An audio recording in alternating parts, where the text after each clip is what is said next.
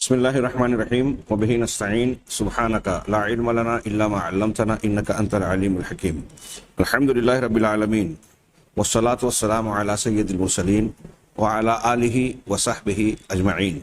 ومن تبعہم بإحسان الی یوم الدین اعوذ باللہ من الشیطان الرجیم بسم اللہ الرحمن الرحیم آمن الرسول بما انزل الیہ من ربہ والمؤمنون کل آمن باللہ وملائکتہ وکتبہ ورسلہ لا نفرق بین احد من رسلہ وقالوا سمعنا واطعنا غفرانک ربنا والیک المصیر۔ سامعین کرام، ہماری گفتگو رسولوں پر ایمان اور جناب محمد رسول اللہ صلی اللہ علیہ وسلم پر ایمان اور آپ کی شرعی حیثیت کے متعلق جاری ہے، اور اس ضمن میں آپ کی نبوت کی صداقت و سچائی کی دلیلیں ہم پڑھ رہے ہیں۔ اس سلسلے میں کچھ معجزات علمیہ کا ذکر ہوا اور بعض کا مزید آگے ہم کرنے جا رہے ہیں۔ آج جو پچھلے درس میں گفتگو جہاں شروع ہوئی تھی اور بعض چیزوں کا ذکر ہوا تھا، اس میں ایک دعویٰ کیا گیا کہ احتیاط علاج سے بہتر ہے۔ آج یہ جو بات کہی جاتی ہے وہ دنیا طب نے اپنی تحقیقات اور ترقیات کے بعد کافی عرصے کے بعد، صدیوں کے بعد جو جانی بیان کی اور اسے قبول کیا، اسے 1400 سال پہلے اسلام کی جامع تعلیمات نے مختلف انداز میں دنیا کے سامنے انسانوں کی بھلائی کے لیے پیش کر دیا تھا۔ اس ضمن میں بعض چیزوں کی بات ہوئی اور آگے ایک دو تین اصولوں کا اور تعلیمات کا اور ذکر ہوگا۔ اس سے پہلے ایک اور بھی علمی معجزہ جو بظاہر روزمرہ کی زندگی میں اب ہمارے سامنے گزرتی ہے اور ہم اسے معمولی سے سمجھتے ہیں، تذکرہ ہوتا ہے، لیکن یہ غیر معمولی بات ہے۔ جناب محمد رسول اللہ صلی اللہ علیہ وسلم نبی امی نے 1400 سال پہلے یہ بیان فرمایا کہ انسانی جسم کے اندر ہڈیوں کے جوڑ،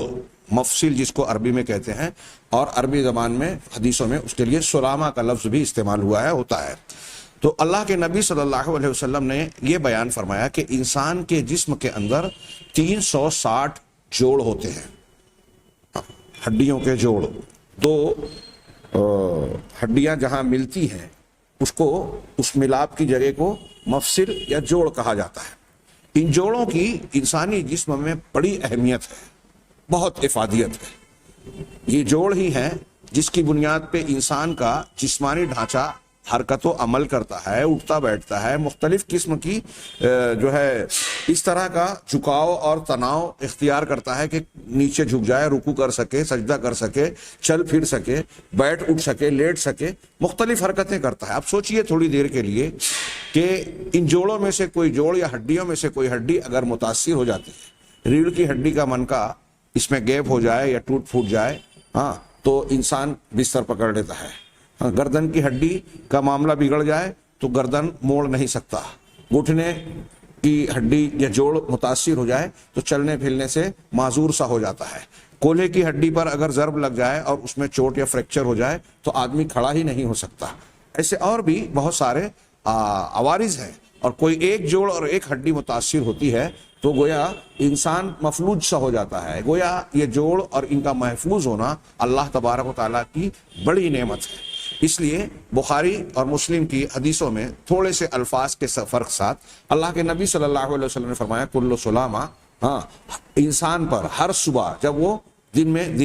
نئے دن کا آغاز کرتا ہے تو اس کے جسم کے جتنے جوڑ ہے اس جوڑ کے بدلے میں اس پر لازم ہے کہ وہ صدقہ کرے، یعنی ان جوڑوں کا شکر ادا کرے۔ اللہ تبارک و تعالیٰ نے اس کو نیا دن دیا صحت و سلامتی کے ساتھ، اپنے جوڑوں کی سلامتی کے ساتھ، جس کی بنیاد پر وہ اس لائق ہے کہ حرکت و عمل کر سکے، محنت و کوشش کر سکے۔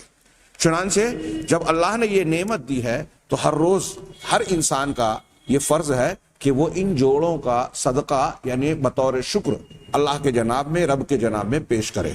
اب ظاہر سی بات ہے کہ صدقہ اگر مالی اعتبار سے ہوتا کہ ہر انسان کو صدقہ دینا ہے تو غریب غربا کے لیے تو یہ ناقابل عمل معاملہ ہوتا، ان کی طاقت و استطاعت کے دائرے سے باہر ہوتا۔ چنانچہ اللہ تبارک و تعالیٰ کی رحمت و شفقت اور جناب محمد رسول اللہ صلی اللہ علیہ وسلم کی مہربانی کا یہ حصہ ہے کہ اس ہر جوڑ کے صدقے کو جب لازم قرار دیا تو اس معاملے کو انتہائی آسان کیا اور نیکیوں کی مختلف وجوہ بیان کی۔ ان حدیثوں میں آپ دیکھیں گے جو الفاظ کے فرق کے ساتھ صحیح بخاری اور صحیح مسلم اور دیگر حدیث کی کتابوں میں وارد ہیں، اللہ کے نبی صلی اللہ علیہ وسلم نے متعدد اعمال کا تذکرہ کیا کہ اگر دن بھر میں آدمی یہ اعمال انجام دیتا ہے تو ہر عمل کے بدلے ایک صدقہ ہوگا اور اس کے بدلے میں گویا ایک جوڑ کا حق ادا ہوگا۔ صحیح بخاری میں تو یہاں تک ہے کہ آپ دو جھگڑنے والوں کے درمیان صلح کرائیں، یہ صدقہ ہے۔ ہاں، ان تعدل بین خصمین او کما قال، تو لڑنے والوں کے درمیان جھگڑا ہے، آپ دونوں کے درمیان صلح کرا رہے ہیں، عدل قائم کر رہے ہیں۔ عدل کا لفظ ہے اس میں، صرف ملا دینا نہیں کہ حق کچھ بھی ہو بس یوں ہی مل جاؤ، عدل کے ساتھ دونوں کے درمیان صلح کرا دینا، یہ ایک صدقہ ہے۔ اگر کوئی شخص سواری پر چڑھنا چاہ رہا ہے، اسے سواری پہ چڑھنے میں دشواری ہو رہی ہے، تو آپ سواری پر چڑھنے میں اس کی مدد کر دیں، یہ ایک صدقہ ہے۔ کوئی شخص اپنی سواری یا بار برداری کے اعتبار سے جانور پر یا کسی سواری پر سامان کو لادنا چاہ رہا ہے اور اس میں اسے دشواری پیش آ رہی ہے، آپ نے اس میں اس کی مدد کر دی، یہ صدقہ ہے۔ آپ نے کسی کو نیکی کا حکم دیا، یہ صدقہ ہے۔ کسی برائی سے روکا، یہ صدقہ ہے۔ آپ نے کسی کے ساتھ جو ہے حسن سلوک اور اچھے ڈھنگ سے ملاقات کی، یہ صدقہ ہے۔ یہاں تک کہ بعض روایتوں میں، یہ بخاری مسلم کی روایتوں میں ہے، الکلمۃ الطیبہ، اچھا کلمہ۔ اب یا تو لا الہ الا اللہ کو کہیے، یا پھر آپ کسی انسان سے کوئی بات چیت کر رہے ہیں، اچھے انداز میں مسکراہٹ کے ساتھ، خندہ پیشانی کے ساتھ اس سے ملاقات کر رہے ہیں، بات چیت کر رہے ہیں، یہ بھی صدقہ ہے۔ بعض روایتوں میں ہے کہ راستے سے تکلیف دہ چیز کو ہٹا دینا، کانٹے کو ہٹا دینا، پتھر کو ہٹا دینا، یا انسان کو کوئی ایسی چیز جو نقصان دے رہی ہے اسے ہٹا دینا، یہ بھی صدقہ ہے۔ ان روایتوں کی، ان اعمال کی اگر ہم تشریح کریں تو سمجھ میں آئے گا کہ ایک انسان یا مسلمان ان چیزوں پر عمل کرے گا تو کتنا مفید اور دوسروں کے لیے کارگر ہوگا۔ دوسروں کو تکلیف دینے والا مسلمان نہیں ہوتا، جیسا کہ آج ہمارے اور آپ کے سماج اور معاشرے میں نظر آ رہا ہے۔ اگر ان چیزوں پر عمل کرے گا تو مسلمان سے بہتر سوشل ورکر، لوگوں کی خدمت کرنے والا، لوگوں کے کام آنے والا کوئی دوسرا ہو ہی نہیں سکتا۔ لیکن افسوس کہ ہم نے ان تعلیمات کو گویا پس پشت سا ڈال دیا ہے، عملی زندگی سے ان میں سے بہت ساری چیزیں یا تو ختم ہوئے یا کمزور ہو چکی ہیں۔ اسی طریقے سے بعض اور اعمال کا تذکرہ ہے۔ یہاں صحیح مسلم کی جس حدیث کا میں تذکرہ کر رہا ہوں، جس میں اللہ کے نبی صلی اللہ علیہ وسلم نے وضاحت کی کہ یہ جوڑ 360 کی تعداد میں ہے، یہ بخاری میں الفاظ نہیں ہے۔ یہ روایت حضرت عائشہ ام المومنین حضرت عائشہ رضی اللہ تعالی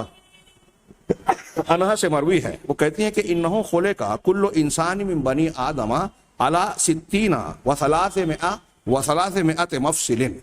کہ بنی آدم میں سے ہر انسان 360 جوڑوں پر پیدا کیا گیا ہے۔ 1400 سال پہلے، بار بار یہ بات ہم دوہرا رہے ہیں کہ اس وقت سائنسی تحقیقات انسانی جسم کے اندرونی ساخت، اس کی تفصیلات، اس کے مشتملات، کام وغیرہ کے جاننے کا کوئی سوال اور ذریعہ تھا ہی نہیں۔ نہ سائنس لیبارٹریز تھی، نہ یہ آلات اور مشینیں جس کے ذریعے سے انسان کے اندرونی چیزوں کا تجزیہ کیا جائے، جائزہ لیا جائے۔ تو ہڈیاں انسان کے جسم کی پوری شمار کی جائیں، یہ ناممکن سی بات تھی، بلکہ ناممکن تھا۔ اور پھر عام انسانوں کے لیے یا پڑھے لکھے لوگوں کے لیے تو یہ اس وقت تو ممکن نہیں تھا۔ تو ایک ایسا شخص جو ریگستانی علاقے میں پلا بڑھا اور کسی اسکول کالج میں پڑھنا لکھنا بھی نہیں سیکھا، اس کے لیے کیا یہ ممکن ہے کہ اتنی حتمی انداز میں، اتنے قطعی اور حتمی انداز میں یہ بات بیان کرے کہ انسان کے اتنے جوڑ اور اتنی ہڈیاں ہیں؟ یہ اللہ کے نبی جناب محمد رسول اللہ صلی اللہ علیہ وسلم نے بیان فرمایا۔ اور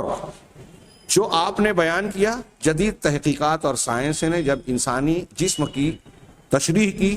اس کے اعضاء کا جائزہ لیا، تجزیہ کیا، اور ایک پارٹ کو جو ہے اچھی طریقے سے شمار کیا، گنا، تو معلوم ہوا کہ واقعی انسان کے جسم میں 360 جوڑ ہوتے ہیں۔ میڈیکل سائنس کے لوگ اسے اچھی طرح جانتے ہوں گے، ابتدائی سبق کے طور پر پڑھتے ہوں گے۔ کہہ رہے ہیں کہ ہر انسان کو، بنی آدم کے ہر انسان کو 360 جوڑوں پر پیدا کیا گیا ہے۔ اب ان میں سے جو صدقے کی بات ہے، اس حدیث میں جو الفاظ ہیں، فمن کبر اللہ وحمد اللہ وحلل اللہ وسبح اللہ واستغفر للہ وعزل حجرا عن طریق الناس او شوکتا او عظما عن طریق الناس، او امر بمعروف او نہا عن منکر عدد 60 و 300 فانه یمسی یومئذ وقد زحزح نفسه عن النار. ہاں یہ صحیح مسلم کی حدیث ہے کہ جو شخص اللہ اکبر کہے، اللہ کی تکبیر بڑائی بیان کرے یعنی اللہ اکبر کہے، جو اللہ کی حمد بیان کرے الحمدللہ کہے، جو شخص حلل اللہ کی تحلیل بیان کرے یعنی لا الہ الا اللہ کہے، اور جو شخص اللہ کی تسبیح بیان کرے سبحان اللہ یا اس کے دوسرے مشتقات کے اعتبار سے اللہ کی تسبیح بیان کرے، واستغفر للہ اور جو اللہ سے مغفرت اور بخشش طلب کرے. اسی طریقے سے کوئی شخص لوگوں کے راستے سے پتھر ہٹا دے. یہ نیکی اسلام بتا رہا ہے جس کو بعض روایتوں میں ایمان کا ادنا شعبہ اور جز کہا گیا ہے. ہاں سوچئے تھوڑی دیر کے لیے، آج مسلمانوں میں ہمارے یہاں نظر آتا ہے کہ لوگ راستوں میں لوگوں کو تکلیف دینے کے لیے اپنی سواریاں کھڑی کر دیتے ہیں، رکاوٹیں ڈال دیتے ہیں، گندگیاں کرتے ہیں، سامان پھینک دیتے ہیں. الٹا کام جو مسلمان کو کہا گیا ہے کہ پتھر بھی اور تکلیف دہ چیز کو راستے سے ہٹائیں، یہ ایمان کا حصہ ہے. ہاں یہ بھی کہا آپ نے، یا کوئی کانٹا ہٹا دے یا ہڈی ہٹا دے لوگوں کے راستے سے، یا کسی بھلائی کا حکم دے یا کسی برائی سے روکے، تو ہاں یہ 360 کی تعداد میں یہ اگر کام کر لیتا ہے وہ سبحان اللہ الحمدللہ اللہ اکبر، یہ 360 بول دے ہوئے، یا یہ دوسرے کاموں کو جو تذکرہ کیا، اگر ایسے 360 کر لیتا ہے تو ایسی صورت میں وہ شام جب کرے گا تو اس دن اس طرح سے شام کرے گا کہ اپنے آپ کو جہنم کی آگ سے اس نے بچا لیا، اپنے آپ کو اس سے نجات دلا دی. بخاری کی ایک روایت میں ہے کہ ان سب اعمال کے مقابلے میں اگر ایک شخص جو ہے چاشت کی نماز پڑھ لیتا ہے، سورج کے طلوع ہونے کے بعد سوا نظر سے لے کر زوال سے پہلے تک، اس درمیان 2 رکعت سے لے کر 8 رکعت تک چاشت کی نماز پڑھی جا سکتی ہے. اگر چاشت کی نماز پڑھ لے تو ان تمام یعنی صرف یہ نماز پڑھ لینا 360 جوڑوں کے برابر ہوگا. اس حدیث میں جو نیکی کی طرف ترغیب دی گئی ہے، بھلائیاں کرنے کا حکم دیا گیا ہے، اور ایک مسلمان کو اپنے ہر جوڑ کے بدلے میں شکر بجا لانے کی تعلیم دی گئی ہے، وہ اس کی ہدایت ہے، اصل مقصود ہے. لیکن ضمنی اعتبار سے نبی کریم صلی اللہ علیہ وسلم نے اس حدیث میں جو یہ بات بیان کی کہ ہر انسان کے 360 جوڑے ہوتے ہیں، یہ اللہ کے نبی جناب محمد رسول اللہ صلی اللہ علیہ وسلم کا ایک علمی معجزہ ہے. 1400 سال پہلے آپ کا یہ بیان، آج اس کی سائنس، میڈیکل سائنس، جبکہ انسان کے جسم کے ایک ایک حصے کو، اس کے اندرونی اعضاء کو مشینوں کے ذریعے سے جانچا پرکھا اور شمار کیا جا سکتا ہے. آج یہ سب بہت آسان سا ہو گیا ہے، لیکن ان مشینوں کی ایجادات سے پہلے، ان تحقیقات سے پہلے یہ کام انسان کے لیے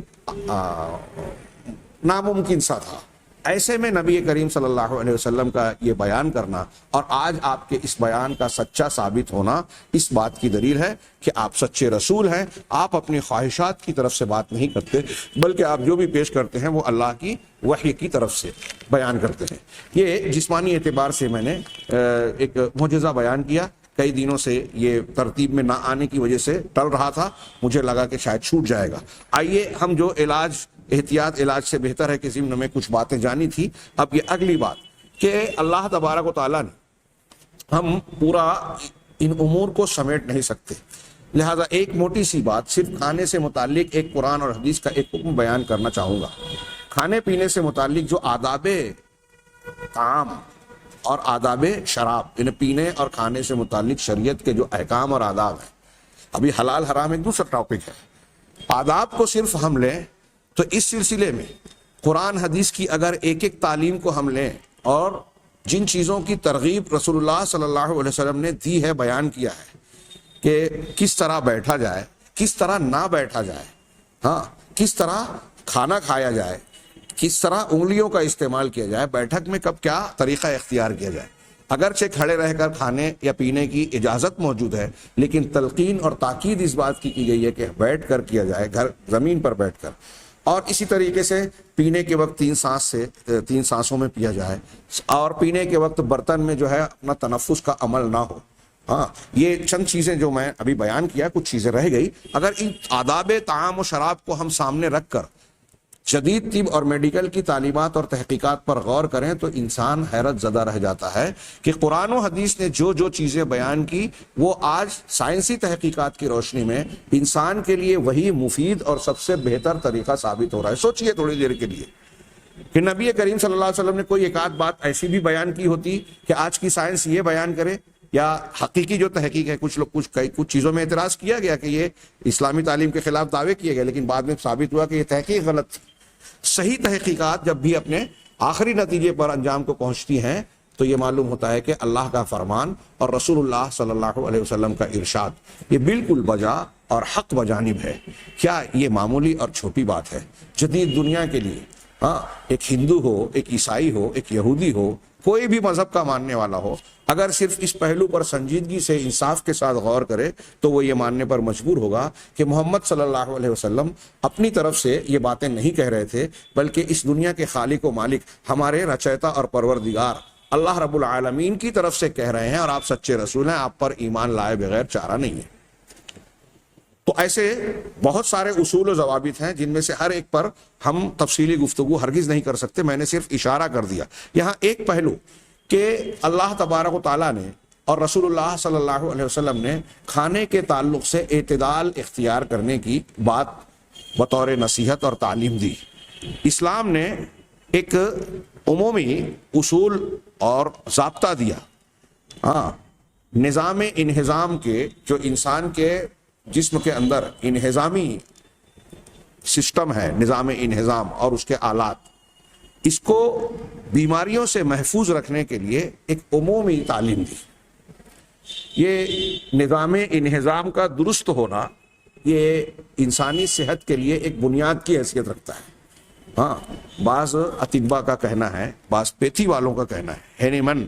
جو ہومیوپیتھی کا موجد کہلاتا ہے، کہتے ہیں جرمنی کا توحید والا عیسائی تھا، تثلیث کا قائل نہیں تھا، واللہ عالم۔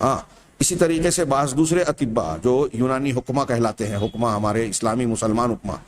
ان کے بیانات سے آپ دیکھیں گے کہ 3-4 چیزیں ایسی ہیں کہ انسانی معمولات اگر اس کے مطابق ٹھیک ٹھاک ہیں تو اسے ڈاکٹر کی اور دواؤں کی ضرورت شاذ و نادر ہی پڑ سکتی ہے، الا ماشاء اللہ، ورنہ عمومی طور سے وہ بیمار نہیں ہوگا۔ وہ 3-4 چیزیں کیا ہیں؟ ایک ہے کھانے پینے کا نظام درست ہونا، صحیح وقت پر بھوک لگ رہی ہے، آدمی وقت سے، پابندی سے، تنظیم کے ساتھ، اعتدال کے ساتھ کھانا کھائے، متوازن غذا جس کو کہتے ہیں، متوازن غذا، نہ ضرورت سے زیادہ بھوکا رہے اور نہ ضرورت سے زیادہ معدے کو بھر لے ہوئے، پیٹ بھر لے ہوئے، اس کا پیشاب پخانے کا نظام ٹھیک ہو، اس کے سونے جاگنے کا، نیند کا اور بیداری کا نظام درست ہو۔ اگر یہ 3-4 چیزیں مادی اعتبار سے، جسمانی اور میڈیکل اعتبار سے ٹھیک ٹھاک ہیں تو عموماً انسان کو بیماری لاحق نہیں ہوگی، الا ماشاء اللہ کوئی وبائی یا کوئی ایسی ضرر چوٹ وغیرہ کی بات الگ ہوگی۔ تو کہا اللہ تبارک و تعالیٰ نے انہضام کے سسٹم اور نظام کو، ہاضمے کے درست رکھنے کو، ٹھیک ٹھاک رکھنے اور بیماریوں سے محفوظ رکھنے کے لیے کچھ عمومی تعلیمات دی، ایک قاعدہ دے دیا۔ اللہ تبارک و تعالیٰ کا سورہ اعراف کے آیت نمبر 31 میں ارشاد ہے، بعض دروس میں اس آیت کا تذکرہ ہلکا سا گزرا ہے۔ اللہ تعالیٰ فرماتا ہے، اعوذ باللہ من الشیطان الرجیم، وَكُلُوا وَاشْرَبُوا وَلَا تُسْرِفُوا إِنَّهُ لَا يُحِبُّ الْمُسْرِفِينَ، کہ کھاؤ اور پیو جو بھی اللہ نے حلال کیا، جو غذائیں مہیا فرمائیں، تمہاری خواہش بھی ہے، ضرورت بھی ہے، تمہارے بدن کی ضروریات کو پورا کرنے کا، اس میں پورا کرنے کے مادے ہیں، پروٹینز ہیں، دوسری ساری چیزیں جو انسانی جسم کو جن چیزوں کی ضرورت ہے۔ تو کہا نمکیات، معدنیات، ساری چیزیں کھاؤ اور پیو، لیکن اس کھانے پینے کو ایک لفظ سے جو ہے پابند بنایا، وَلَا تُسْرِفُوا، اور اس میں اسراف نہ کرو، یعنی حد سے تجاوز نہ کرو۔ ہم اپنے الفاظ میں کہیں کہ بسیار خوری سے اجتناب کرو، بہت زیادہ نہ کھانا، یا کھانے کے سلسلے میں بے احتیاطی نہ برتی جائے، تو اسراف نہ کیا جائے۔ میں نے اس سے پہلے بتایا تھا، علامہ ابن کثیر نے، حافظ ابن کثیر رحمہ اللہ نے تفسیر ابن کثیر میں اس آیت کی تشریح کرتے ہوئے ضمناً ایک قول ذکر کیا کہ اطباء کا یہ کہنا ہے کہ اللہ تعالیٰ نے اس آدھی آیت میں، کلوا واشربوا ولا تسرفوا، اس آدھی آیت کے اندر، پوری بھی نہیں، آدھی آیت میں آدھی طب کو سمیٹ دیا۔ اگر ایک آدمی اپنے کھانے پینے کے سلسلے میں قرآن کی اس ہدایت کو ملحوظ خاطر رکھے گا، اس کو اپنائے گا، تو اس کا نظام انہضام درست رہے گا اور بہت ساری بیماریوں سے اپنے آپ کو بچا لے گا۔ کھاؤ پیو اور اسراف نہ کرو۔ انہو لا یحب المسرفین، یقیناً اللہ تبارک و تعالیٰ مسرفین کو، حد سے تجاوز کرنے والوں کو پسند نہیں کرتا۔ اب یہ کھانے پینے کے معاملے میں بھی بات آئے گی، اخراجات اور زندگی کے دوسرے شعبے میں بھی یہ بات عام ہے کہ اللہ حد سے زیادہ آگے بڑھنے والوں کو، تجاوز کرنے والوں کو، فضول خرچی کرنے والوں کو، بسیار خوروں کو اللہ پسند نہیں کرتا۔ تو گویا یہ دوسری ایک بات کہ یہ اللہ تعالیٰ کا پسندیدہ عمل بھی نہیں ہے۔ اصل ہدایت تو انسان کے فائدے کی ہے، اور یہ شرعی اعتبار سے اللہ تبارک و تعالیٰ سے محبت اور ایمان کا تقاضا ہے۔ ایک انسان کے لیے اس میں فائدہ اور نقصان دو نمبر کی بات ہے۔ ایک مومن بندے کے لیے اہم بات یہ ہے، یہ میں دہرا دوں دماغ ذہن نشین رہے، کہ ہم یہ جو علمی معجزات، فوائد، نقصانات بیان کر رہے ہیں، یہ زائد ایمان سے زائد علم اور اطمینان کے پہلو ہو سکتا ہے۔ اس میں اللہ کے نبی اور اللہ تبارک و تعالیٰ کی حقانیت کے دلائل کے پہلو ہم پیش کر رہے ہیں، لیکن یہ بنیاد نہیں ہے کہ ہم ان چیزوں کو مانیں۔ ہمارے لیے زیادہ بڑی بنیاد یہ ہے کہ قرآن اور حدیث کا حکم ہے تو ہم کو ماننا ہی ہے۔ حکمتیں، فائدے، نقصانات ہمیں معلوم ہو یا نہ معلوم ہو، تب بھی ہمیں ماننا ہے۔ صحابہ کرام نے جدید تحقیقات کے بغیر پرانے مسلمانوں نے یہ ساری چیزیں تسلیم کی، ان پر ایمان لایا، اور اللہ اور رسول اللہ صلی اللہ علیہ وسلم کے فرمان کو آنکھ بند کر کے تسلیم کیا کہ اللہ اور رسول کا فرمان ہے تو یقیناً یہ ہمارے لیے مفید ہی ہے، اور یہ یقین ہونا چاہیے ہر انسان کو۔ چنانچہ اللہ تبارک و تعالیٰ نے کہا کہ وہ اسراف کرنے والوں کو پسند نہیں کرتا۔ یہاں میں نے آداب کی طرف اشارہ کیا، اگر کوئی شخص آداب کی خلاف ورزی کر رہا ہے تو ایک طریقے سے وہ بھی حد سے تجاوز ہی ہوتا ہے۔ یہاں مجھے ایک بات یاد آتی ہے کہ نبی کریم صلی اللہ علیہ وسلم کے کھانے پینے کے طریقے، آداب، لقمہ چبانے کا انداز، 3 انگلیاں، بیٹھنے کا طریقہ، پھر درمیان میں پانی پینا تھوڑا موڑا، کھانے کے فوراً بعد پانی نہ پینا۔ آپ حکمہ اور اطباء سے رجوع کریں تو وہ بتاتے ہیں کہ اگر ان امور اور آداب پر عمل کیا جائے تو نظام انہضام ٹھیک رہے گا، موٹاپا نہیں ہوگا، ڈائبٹیز سے آدمی محفوظ رہے گا، اور کیا کہتے ہیں جو پیٹ میں جلن تو سوزش اور تپش ہوتی ہے، بدہضمی کی وجہ سے جو ساری چیزیں ایسیڈیٹی وغیرہ پیدا ہوتی ہے ان سے محفوظ رہے گا، کولیسٹرول لیول ٹھیک ٹھاک رہے گا، اور کبھی توند نہیں آئے گی، توند کبھی نہیں آئے گی۔ ایک حکیم صاحب کہتے تھے ہمارے، وہ کہتے تھے کہ اگر انسان کھانے کے بعد 2 گھنٹہ لگ بھگ پانی نہ پیے، یہ معمول رہے، تو زندگی بھر کبھی اسے توند نہیں آئے گی، واللہ عالم۔ بہرحال آگے یہ کہہ رہے ہیں فَهَذِهِ الْكَلِمَاتُ الْقَلِيلَةُ الْعَدْدُ، اللہ تعالیٰ کا یہ جو بہت کم تعداد میں بہت تھوڑے الفاظ پر مشتمل کلمات، قانون من قوانین الصحہ، یہ صحت کے قوانین میں سے ایک بڑا اہم قانون ہے۔ یہ صحت اور تندرستی کے قوانین میں سے ایک قانون ہے۔ جو شخص اس کے حکم اور اس کے مطابق، اس قانون کے مطابق چلے گا تو وہ اپنے لیے، خود کے لیے صحت کی گارنٹی لے رہا ہے، ضمانت دے رہا ہے، اور اپنے جسم کو بیماریوں سے محفوظ بنا رہا ہے۔ چنانچہ نبی صلی اللہ علیہ وسلم کا بھی قرآن کی اس آیت کے ارشاد کی روشنی میں ظاہر سی بات ہے کہ آپ کا کام ہی تھا قرآن کا بیان کرنا، لِتُبَيِّنَ لِلنَّاسِ مَا نُزِّلَ إِلَيْهِمْ۔ جو منکرین حدیث سمجھتے ہی نہیں ہیں اور سمجھنے کو تیار بھی نہیں ہے، قرآن ہی نہیں سمجھتا ان کو، حدیث کو چھوڑ کر جب قرآن کو ماننے کی بات کریں گے تو قرآن سمجھے گا ہی نہیں۔ چنانچہ قرآن کہتا ہے کہ آپ پر یہ ذکر ہم نے اس لیے نازل کیا کہ آپ لوگوں کے سامنے بیان کریں، تو اللہ کے رسول صلی اللہ علیہ وسلم نے یہ بھی بیان کیا کہ کھانا پینا کس طریقے سے ہے اور اس میں اسراف سے کس طرح بچنا ہے۔ تو جتنے احکامات آپ نے بیان کیے، جتنے آداب بیان کیے، وہ سب اس ضمن میں شمار ہو سکتے ہیں۔ چنانچہ اس سلسلے کی ایک حدیث کو یہاں یہ نقل کر رہے ہیں جو حسن درجے کی ہے، سنن مسند احمد اور سنن ابن ماجہ وغیرہ میں مروی ہے، امام حاکم نے بھی اسے روایت کیا ہے کہ اللہ کے نبی صلی اللہ علیہ وسلم نے فرمایا ما ملا ابن آدم وعاء شرا من بطنہ، کہ ابن آدم نے اپنے پیٹ سے زیادہ برا کوئی دوسرا برتن نہیں بھرا۔ جو برتن ابن آدم نے بھرا ہے سب سے برا برتن وہ ہے پیٹ، جس کو وہ بھرتا ہے۔ بحسب ابن آدم لقیمات یقمن صلبہ، یہاں یہ الفاظ بعض روایتوں میں تھوڑے سے فرق سے ہیں کہ انسان کے لیے یہ کافی ہے، انسان کے لیے چند لقمے کافی ہیں، اتنے لقمے جس سے وہ اپنی پیٹھ کو سیدھا کر سکے، یعنی ٹھیک سے کھڑا ہو سکے، اپنی پیٹھ کو سیدھا کر سکے، مطلب اتنا کھانا کھایا جائے جس سے اس کے بدن کی قوت برقرار اور سلامت رہے۔ فَإِن كَانَ لَا بُدَّ، اب اگر ضروری ہی ہے، اسے کھانا ہے کھانا اس کی ضرورت ہے، اس کے بغیر کام چل نہیں سکتا، تو کیا کرنا ہے؟ اللہ کے نبی صلی اللہ علیہ وسلم کا ارشاد ہے فَثُلُثٌ لِطَعَامِهِ، تو ایک حصہ اس کے پیٹ کے لیے، پیٹ کی بات ہو رہی ہے یعنی معدے کی، تو پیٹ کا ایک ثلث، ایک تہائی، 3 حصہ اگر کیا جائے تو 1/3 کھانے کے لیے، وَثُلُثٌ لِشَرَابِهِ، اور 1/3 پانی کے لیے، مشروب کے لیے، وَثُلُثٌ لِنَفَسِهِ، اور ایک حصہ، 1/3 جو ہے پیٹ کا، وہ نفس کے لیے، سانس لینے کے لیے کہ آسانی سے ہوا آئے جائے۔ غور کیجئے، جتنا کھانا اتنا پانی، یہاں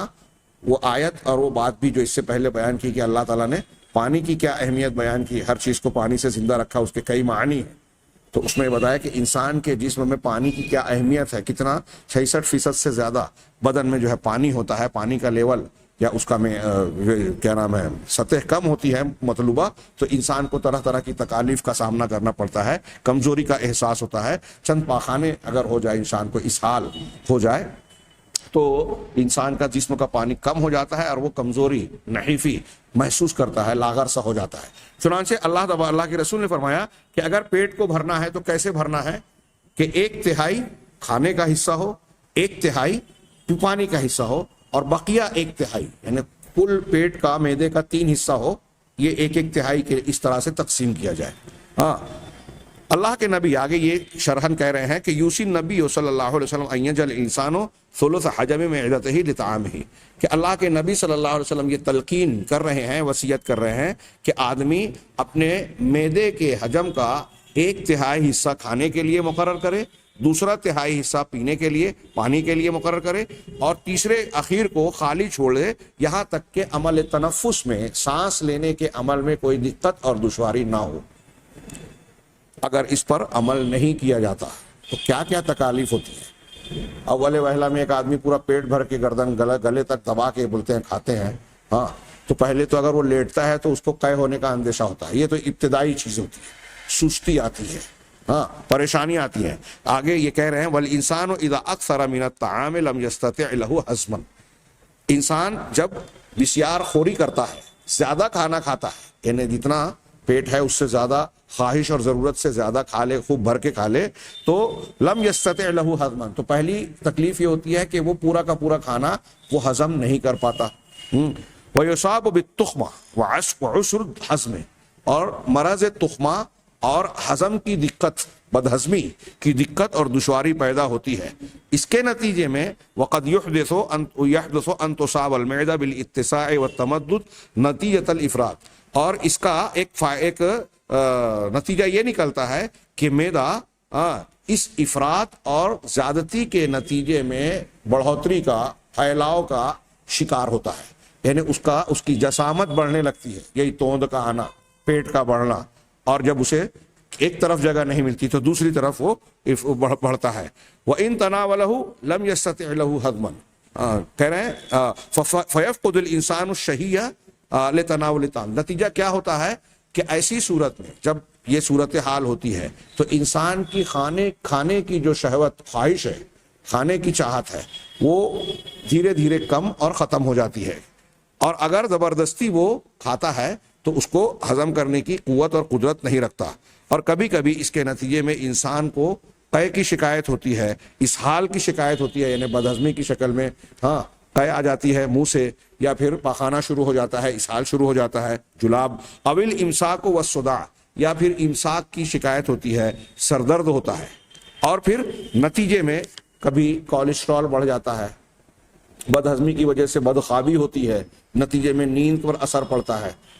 اور انسان ایسی سستی کا شکار ہوتا ہے کہ کاموں میں سرگرمی سے حصہ نہیں لے پاتا، ایسیڈیٹی ہوتی ہے۔ ایسے یہ چھوٹی چھوٹی بظاہر جو بیماریاں انسان کو محسوس ہو رہی ہیں، پھر یہ بہت بڑی بڑی بیماریوں کی طرف لے جاتی ہے، ڈائبٹیز، پریشر، ہارٹ اور ایسے دوسرے امراض۔ کہہ رہے ہیں کہ والاسراف فی الطعام تتبعہ البدانہ عند الانسان، کہہ رہے ہیں کہ کھانے میں اسراف یہ نتیجے کے طور پر انسان کے اندر سست روی، کاہلی، موٹاپا پیدا کرتی ہے۔ اسی طریقے سے دل کے امراض کا بھی یہ سبب ہوتی ہے، وارتفاع الضغط، اور بلڈ پریشر بڑھ جاتا ہے، خون کا دباؤ یا پریشر جس کو کہتے ہیں وہ بڑھ جاتا ہے. وہ امراض الکلا گردے کے امراض، وہ مرض السکر اور شکر کی بیماری یعنی ڈائبٹیز جو آج کہتے ہیں کہ ہر تیسرے چوتھے آدمی کو لگتی جا رہی ہے اور چند سالوں بعد لوگوں کا اس طرح اندازہ ہے کہ یہ اور تیزی سے بڑھے گی. یہ آج جو شکر ڈائبٹیز ہے، ہارٹ پیشنٹس ہیں اور نئی نئی اس قسم کی جو بیماریاں پریشر کی بڑھتی جا رہی ہے، اس کی شرح ماضی کے ادوار میں کم تھی. تو اطباء اور ڈاکٹرز بھی اس کی ایک بڑی وجہ یہ بتاتے ہیں کہ پہلے کے لوگوں کی غذائیں سادی، فطری اور قدرتی انداز میں تھی، اور جتنی غذا ہوتی تھی اس سے زیادہ ایگزرشن، محنت مشقت کرتے تھے، اپنے بدن کو تھکاتے تھے اور بہت سارے ایسے کام کرتے تھے جس سے غذائیں ہضم ہو جاتی تھی. لیکن اب بتدریج معاملہ یہ ہو گیا کہ غذائیں پہلے کے مقابلے میں زیادہ مرغن ہو گئی، ہاں، اور چربی دار، روغنیات والی اور زیادہ مسالے دار. اتنا ہی نہیں، اب تو اس میں مزید ایک اضافہ ہو گیا کہ نقصان پہنچانے والے کیمیکلز اور جینیٹک بنیاد پر تیار کی ہوئی غذائیں اور گوشت، یہ بوائلر مرغے، یہ وہ چیزیں جو کیمیکل کے ذریعے سے پیدا کیے ہوئے انڈے، سبزیاں اور نہ جانے کیا کیا ہیں، ساری سائنس اس بات پر متفق ہے کہ یہ صحت کے لیے نقصان دہ ہے. یورپ اور مغرب کی دنیا میں ان چیزوں کو جب بیچا جاتا ہے، جو فرٹیلائزیشن کے ذریعے سے، کیا کہتے ہیں، جینیٹک انجینئرنگ کے ذریعے سے جو چیزیں، پودے، پیڑ پودے، سبزیاں پیدا کی جاتی ہیں، دودھ، گوشت جو بنتے ہیں، ان تمام پر لکھا جاتا ہے کہ یہ جینیٹک انجینئرنگ کے ذریعے سے ہے اور یہ انجوریس ٹو ہیلتھ ہے، صحت کے لیے نقصان دہ ہے. لیکن ہمارے ہاں مشرق وسطی ایشیائی ملکوں اور ان جگہوں پر یہ بہت شاذ و نادر ہے، خاص طور سے بر صغیر میں تو اس پر کوئی پکڑ یا کوئی معاملہ ہے ہی نہیں. ہاں، اس سلسلے میں انتہائی بے احتیاطی ہے. چنانچہ ہم یہ دیکھ رہے ہیں کہ پہلے کے مقابلے میں آج جو بیماریاں بڑھ رہی ہیں، آج غذائیں مرغن ہو گئی ہیں، زیادہ ہو گئی ہیں، اور اس کے بالمقابل جو ہے محنت مشقت کم سے کم تر ہوتا چلا گیا. شریعت اسلامیہ نے جو کھانے پینے سے متعلق قرآن کی یہ ہدایت ہے اور نبی کریم صلی اللہ علیہ وسلم نے کھانے کے جو آداب بتائے ہیں، احکام بتائے ہیں، اگر اس کو ہم ملحوظ رکھیں تو ان بیماریوں سے ہم اپنے آپ کو بچا سکتے ہیں. شکر کی بیماری، ایسیڈیٹی، دل کے پریشر اور دوسرے بہت ساری جن کا یہاں تذکرہ کیا، جو بدہضمی وغیرہ کی صورت میں انسان کے اندر جڑ پکڑتی ہیں یا راستہ بناتی ہیں. ظاہر سی بات ہے 1400 سال پہلے نبی کریم صلی اللہ علیہ وسلم، غور کیجئے کہ 1400 سال پہلے نبی صلی اللہ علیہ وسلم نے آج کے بیمار انسانوں کا علاج تجویز کر دیا تھا، جو آج سائنس مان رہی ہے لیکن لوگ ماننے کو تیار نہیں. اللہ تعالیٰ سے دعا ہے کہ وہ ہمیں صحیح دین سمجھنے اور اس پر عمل کی توفیق دے. وآخر دعوانا ان الحمد للہ رب العالمین.